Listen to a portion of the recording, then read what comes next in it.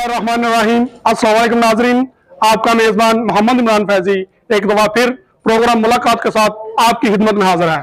नाजरीन, आज जिस शख्सियत में आपकी मुलाकात कराने जा रहा हूँ, पेशे के तौर से तो वो एक वकील हैं, सीनियर कानूनदान है, लेकिन अल्लाह पाक ने उन्हें जो सादत बख्शी है, जो इनाम बख्शा है, वो बहुत बड़ा है। वो किसी आम आदमी के हिस्से में नहीं आता, हर किसी के हिस्से में नहीं आता, वो अल्लाह पाक के खास और चुनिंदा बंदे को हिस्से में आता है।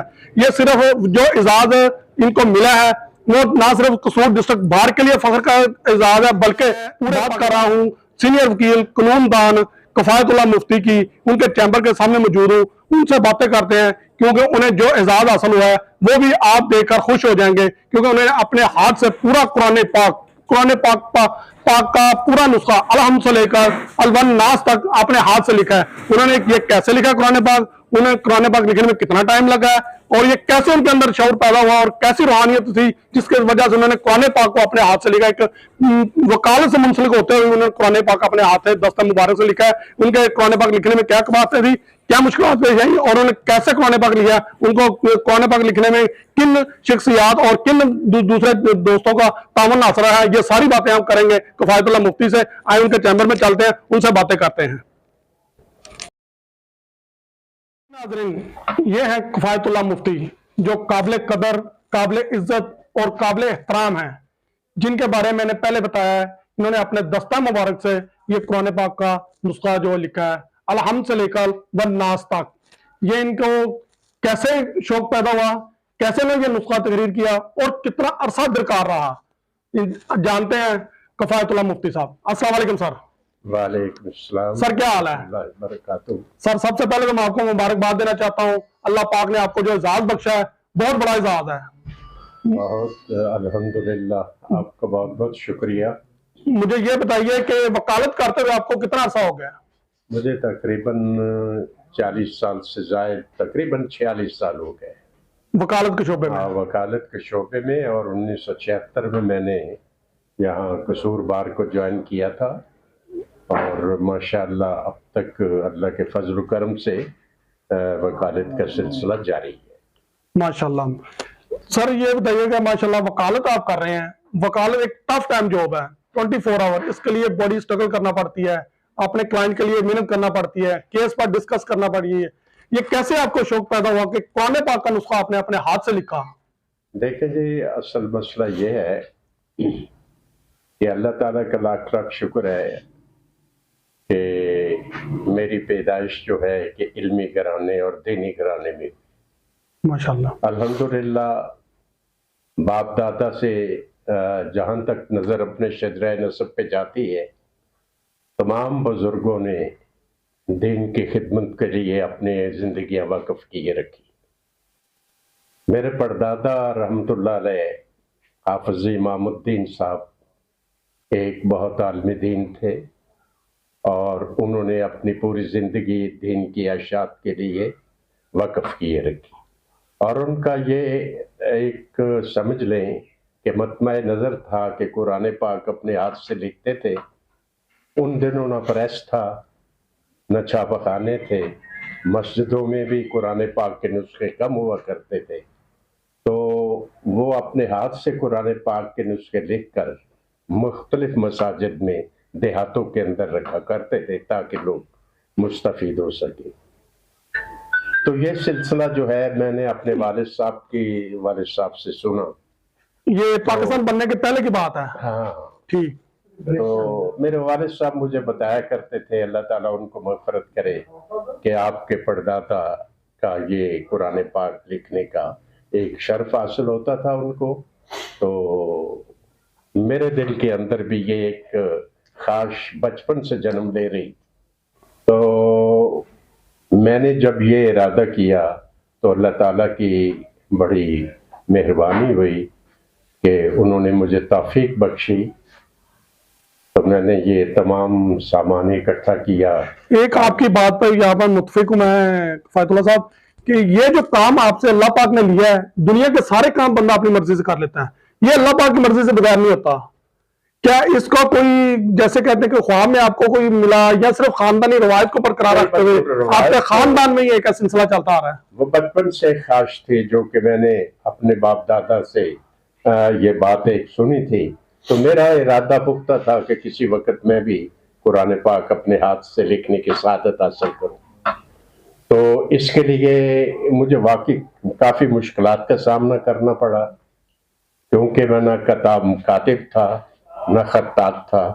لیکن یہ ہے کہ اسکول کے اندر اساتذہ کی مہربانی سے خط جو تھا وہ کسی حد تک قابل بہتر سمجھا جاتا تھا.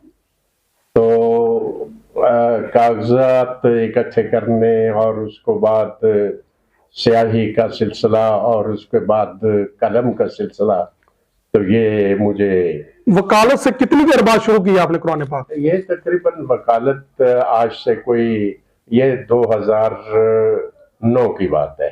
اچھا. ہاں جی، تو میں نے تقریباً 2 سال کے عرصے میں قرآن پاک لکھ لیا، مکمل کیا. 2009 کا مطلب ہے کہ اس وقت آپ کا وکالت بھی شعبہ جو ہے وہ پیک پہ تھا آپ کے پاس ڈیفینیٹلی. بالکل ایسا تھا. تو پھر کیسا ٹائم نکالتے تھے؟ صبح ایسے ہے کہ نماز فجر کے بعد میں 1 گھنٹہ وقف کرتا، اس کے بعد تیار ہو کر اپنے وکالت کے لیے کچہری آ جاتا اور اپنا کام کرتا. ڈیلی میرا یہ روٹین تھا کہ نماز فجر کے بعد 1 گھنٹے کے لیے صرف یہ کام کرنا ہے. تو اس کے لیے بڑی مشکلات آئیں. کبھی کسی وقت کوئی تھوڑی بہت غلطی ہو جاتی تو وہ پورا صفحہ جو تھا مجھے الگ رکھنا پڑتا اور اس کی جگہ پہ پورا صفحہ لکھنا پڑتا. تو اللہ تعالیٰ کی مہربانی سے اور اس کی رحمت سے یہ کام سر انجام پایا، ورنہ میری تو استطاعت نہیں تھی کہ یہ میں تکمیل کر پاتا. اس کی مہربانی ہوئی ہے. یک ناظرین، کفایت اللہ مفتی صاحب کا یہ بڑا اچھا جملہ ہے کہ اللہ کی مہربانی سے یہ قرآن پاک جو تکمیل کو پہنچا ہے. کیونکہ کوئی بھی کام جو ہے نا وہ دنیا میں دوستوں حکومت سے یا غیر جو کاروباری رضاعت ہے ان سے مدد مل کر ہو سکتا ہے، لیکن یہ جو اللہ پاک کا کلام ہے یہ اللہ پاک کی مدد سے ہی تکمیل تک پہنچ سکتا ہے. فیصل مجھے یہ بتائیے کہ یہ آپ کے ساتھ کہ کسی اور کا کوئی تعاون، کسی نے کوئی خصوصی تعاون کیا ہو؟ کیا تھا جی. دیکھیں، سب سے پہلے تو یہاں اکرم صاحب وہ فوت ہو چکے ہیں، اللہ تعالیٰ مغفرت کرے. میرے چیمبر میں بھی تشریف لایا کرتے تھے. وہ کاتب تھے، خطاط تھے. تو ان سے سب سے پہلے میں نے مشورہ کیا تو انہوں نے میری رہنمائی کی کہ کس طریقے سے قلم کا نب آپ نے کٹوانا ہے اور اس اپنی مرضی کے ساتھ اس کو لکھنا ہے. پھر اس کے بعد یہ مسئلہ پیدا ہوا کہ وہ کاغذ اس کو کس طریقے سے ہموار کرنا ہے نب کو تاکہ کاغذ پھٹے نہیں. تو اس کے لیے بھی مشورہ ان سے کرتا رہا. پھر اس کے بعد جب میں نے مکمل کر لیا تو یہ ہمارے جو پریس والے ہیں سمد صاحب اپنے کتابوں والے بازار میں ہیں، ان کا پریس ہے، تو انہوں نے بڑی مہربانی کی اور ان کی جلد بندی میں اور تمام انہوں نے بالکل بلا معاوضہ انہوں نے ہر کام مجھے کرا کے دیا. تو میں ان کا بھی بڑا مشکور ہوں اور ان اکرم صاحب کا بھی بڑا مشکور ہوں کہ اللہ تعالیٰ نے ان کے میرے لیے ایک فرشتہ سمجھ لیں کہ انہوں نے میری اس بات میں امداد کی. تو اس تعاون کے ساتھ میں نے یہ نیک کام اور اللہ تعالیٰ کی مدد کے ساتھ الحمدللہ مجھ سے پایا تکمیل تک پہنچا جس کا میں سمجھتا ہوں کہ میں اپنی زندگی کا یہی ایک احساسہ ہے میرے پاس، یہی ایک میرے پاس عمل ہے جس کے لیے میں اللہ تعالیٰ سے اپنے گناہوں کی بخشش کے لیے التجا کر سکتا ہوں. ماشاءاللہ، بڑا اچھا مقصد ہے. فائد صاحب یہ مجھے یہ بتائیے کہ جب آپ قرآن پاک لکھنے بیٹھے ہیں اس کے لیے کوئی اسپیشل اوراق، کاغذ، سیاہی، پین کو اسپیشل آپ نے لیا ہے یا ریگولر جو بگنا؟ دیکھیے، اسپیشلی گیا تھا میں اردو بازار لاہور میں اور میں نے ان سے ریکویسٹ کی تھی دکاندار سے کہ میں اس طرح قرآن پاک لکھنا چاہتا ہوں، مجھے کاغذ مہیا کیا جائے. تو انہوں نے بھی بڑی مہربانی سے اور بڑی خوشی سے مجھے ایک اچھا کاغذ لے کر دیے جس پہ سیاہی بھی نہ پھیلے، دوسری طرف سیاہی بھی نہ نکلے اور کاغذ وہ بڑا رہے. پھر اس کے بعد میں نے یہ حاشیہ جو تھا یہ بھی پرنٹ کروایا تاکہ پوری لائنیں جو ہے وہ اس سے صحیح طریقے سے میں لکھ سکوں. تو اس کے بعد میں شکریہ ادا کروں گا، قاری صاحب ہیں، بڑے مہربان ہیں. انہوں نے اس کی پروف ریڈنگ کی کیونکہ وہ محکمہ اوقاف سے سرٹیفائڈ ہیں اس معاملے میں، پروف ریڈر ہیں. تو انہوں نے بھی مہربانی کر کے پروف ریڈنگ کر کے باقاعدہ طور پر آخر میں انہوں نے سرٹیفکیٹ دیا اپنی پروف ریڈنگ کا.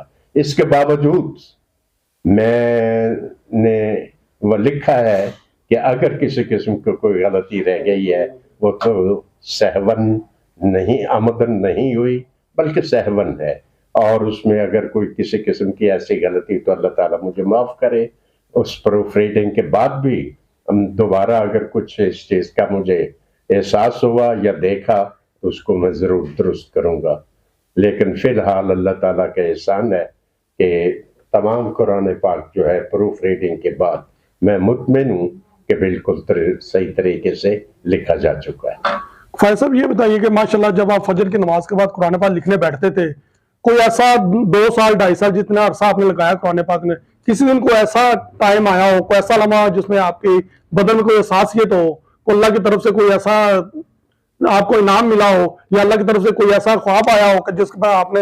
نہیں، ویسے میں جب لکھ لیتا تھا تو میں اللہ کا شکریہ ادا کرتا تھا کہ اللہ تعالیٰ کی بڑی مہربانی ہے کہ میرا یہ ایک صفحہ مکمل ہو گیا بخیر بخوبی. تو میں دعا کرتا تھا اور خوش ہوتا تھا کہ اس میں صرف اللہ تعالیٰ کی مہربانی اور اس کی رحمت ہے کہ کوئی غلطی نہیں ہوئی اور مجھے دوبارہ وہ کاغذ نہیں لکھنا پڑا. تو خواب وغیرہ تو نیک لوگوں کا کام ہے، میں ایک گنہگار انسان. یہ دیکھیں، یہ کام جو آپ کو اللہ پاک نے دیا ہے یہ چنندہ بندوں کو ملتا ہے. یہ کام بڑا زیادہ ہے، ہم سمجھتے ہیں کہ یہ بڑا زیادہ ہے. آپ نے اپنے دستہ مبارک سے یہ کام لکھا اور وکالت کے شعبہ جو کہ ٹف شعبہ ہے اس سے منسلک ہونے کے باوجود آپ نے قرآن پاک لکھنے میں اتنا ٹائم لگایا اور قرآن پاک جو تکمیل تک پہنچایا. یہ ایک فائد اللہ سے بتائیے گا کہ ماشاءاللہ آپ کلائنٹ بھی آپ کے کافی زیادہ کیسز ہیں، اس دوران کوئی ایسا واقعہ، کیس ایسا جس کے قرآن پاک لکھ کر صبح آپ آئے ہو اور آپ کے ذہن میں ہو کہ یہ کہ آج میرا فیصلہ ہے میرے کیس کا، کیا وہ آپ کے سوچ کے مطابق نہ ہو، وہ الٹ ہو گیا ہو، جو آپ سوچ رہے ہیں وہ ایسا کوئی معجزہ یا ایسا کوئی واقعہ ہو؟ تو نہیں، کیسز کا تو یہ ہے کہ کیسز نے اپنے میرٹ پہ جانا ہوتا ہے. ہم نے تو عدالت کی معاونت کرنی ہوتی ہے اور وہ معاونت جو ہے وہ قانون کے مطابق ہوتی ہے. اسسٹ کرتے ہیں ہم عدالت کو اسسٹ کرتے ہیں. عدالت پھر فیصلہ کرتی ہے کہ کیس کی نوعیت کیا ہے اور اس کا کیا فیصلہ کرنا ہے. ٹھیک ہے جی. اس لیے ہمیں کبھی اس بات کا افسوس نہیں ہوا کہ اگر کوئی کیس جو ہے ہمارے خلاف ہو گیا ہے تو یقینی طور پر وہ میرٹس نہیں بنتے ہوں گے یا قانونی طور پر اسے میرٹ پہ نہیں آتا ہوگا. اور اگر ہم نے جیت لیا تو اتنی زیادہ خوش بھی نہیں ہوتے اور ادھر دوسری طرف اتنے غمگین بھی نہیں ہوتے، کیونکہ یہ سلسلہ جو ہے چلتا رہتا ہے. تو لہٰذا ہم اپنے کیس کے بارے میں ہمیشہ اللہ تعالیٰ سے دعا کرتے ہیں، نماز کے اندر بھی، کہ اللہ تعالیٰ ہمیں اپنے کیسز کے اندر فتح نصیب کرے. ہمارے کلائنٹس کے ساتھ ایمانداری سے ہم کام کرتے ہیں، محنت کرتے ہیں، نتیجہ اللہ کے ہاتھ میں چھوڑ دیتے ہیں. فائز صاحب، آپ نے بہت اچھی باتیں کی ہیں، ہم آپ کا شکر گزار ہیں.